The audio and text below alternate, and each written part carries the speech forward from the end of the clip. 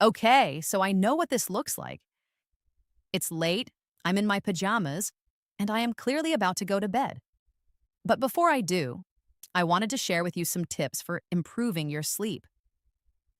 I've spent the last few weeks following the world's top sleep doctors, taking notes, and changing my habits. And I've learned things I genuinely wish someone had told me years ago. So I figured, what better time to share it than right now in my pajamas before bed? So if you're someone who wakes up tired or can't switch your brain off at night, this might be the most useful 5 minutes you spend today. Or tonight. Probably tonight, let's be honest.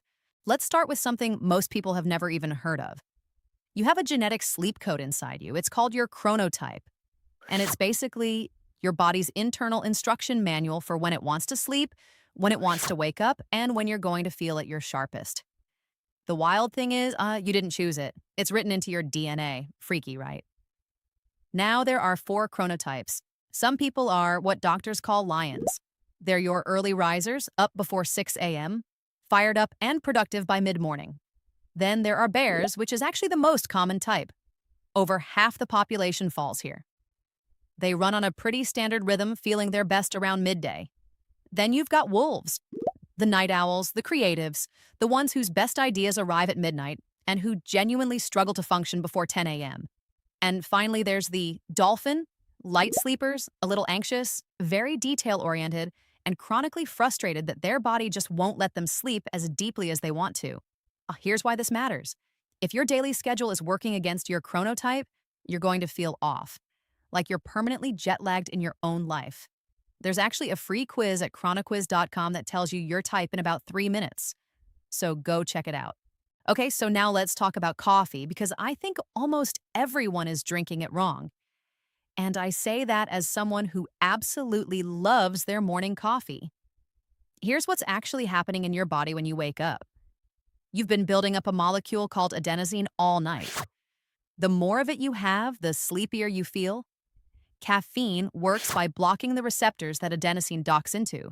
But, and this is the key bit, when you first wake up, your brain is already pumping out cortisol and adrenaline to get you up and going. So if you drink coffee right then, it's almost redundant. You're adding caffeine on top of a brain that's already working flat out. What the doctors recommend instead is waiting about 90 minutes after waking before you have your first coffee. And in that time, drink water, because sleep is actually a dehydrating event. You lose nearly a liter of water just from breathing overnight. So hydrate first, then caffeinate. And one more thing on coffee, try to stop by 2 p.m. Caffeine has a half-life of around 6 to 8 hours, which means that 4 p.m. pick-me-up is still very much in your system when you're trying to fall asleep at 10. Now here's a really fun one. If you're ever running on low sleep and you need to get through a big afternoon, try what's called a nap latte. You drink a black coffee, then immediately take a 25-minute nap. Sounds counterintuitive, right? But caffeine takes about 25 to 30 minutes to absorb. So while it's being digested, your nap is busy clearing out all that adenosine. Then when you wake up, the caffeine slots right into those freshly cleared receptors and boom, you've got a solid 4 hours of real energy. One of the doctors I listen to uses this with every CEO he works with. It genuinely works. Right, let's talk about the 3 a.m. thing. Because if this happens to you, you need to know what's actually going on.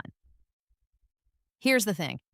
Every single person on Earth wakes up between 1 and 3 a.m. It's not just you. As you sleep, your core body temperature drops, which is what signals your brain to release melatonin and pull you under. But at some point during the night, your body has to start warming back up again. Otherwise, you'd go hypothermic.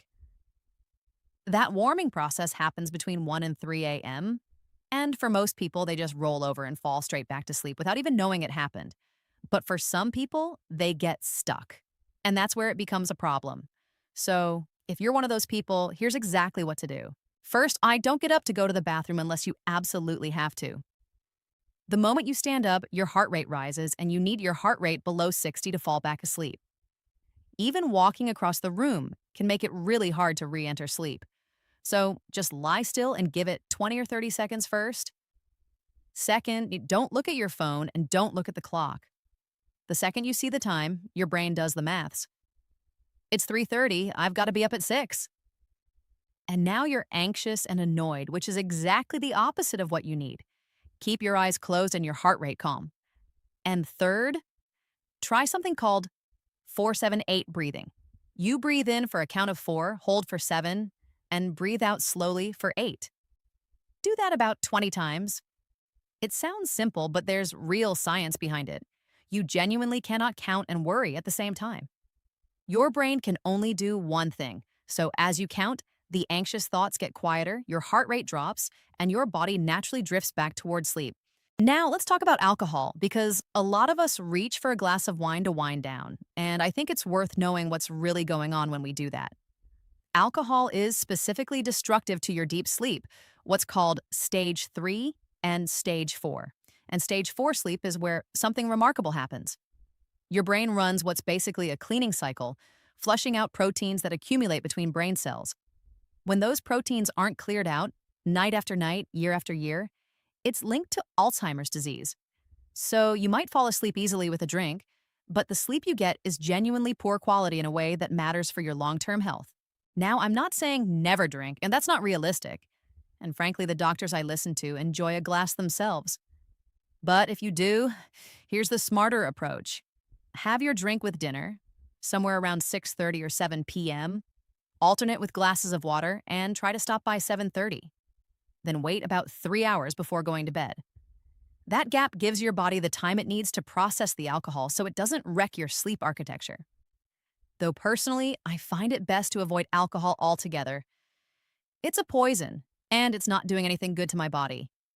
So, if you want to cultivate the perfect sleep, I'm sorry, but you will have to kick it out too. All right, out of everything I came across, this next one might be the single most effective thing you can do. And it costs nothing. Wake up at the same time every single day, including weekends. Here's the science. When morning light hits your eyes, it triggers a 14-hour countdown. At the end of that countdown, your brain starts releasing melatonin, the hormone that makes you feel sleepy and ready for bed.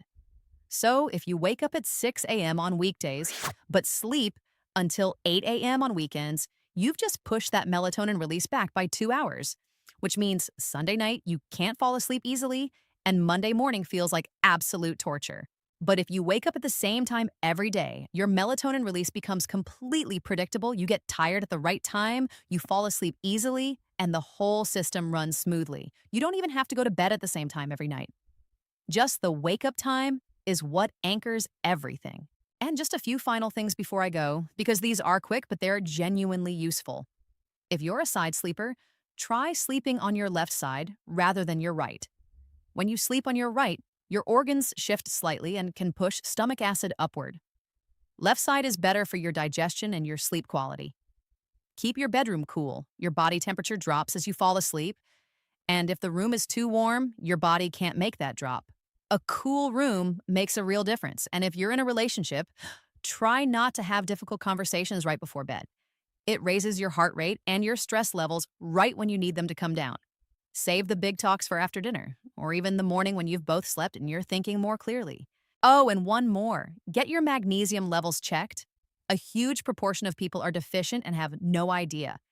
And fixing that deficiency alone has resolved the sleep issues for a lot of people without any medication at all. Oh, actually, one more thing, which is actually the hardest one for me. Stop all screen time at least 1 hour before bed.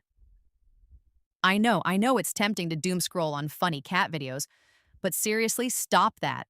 Try reading an actual book instead, or meditate if that's your thing. It will help calm your busy mind massively. So that's it. Sleep isn't some passive thing that just happens to you. It's something you can genuinely improve with small, consistent changes. Pick one thing from today and try it tonight. Even just the consistent wake time, that alone can shift things in ways you won't believe until you experience it. All right, it's bedtime for me, so I hope that helped. Sweet dreams, everyone.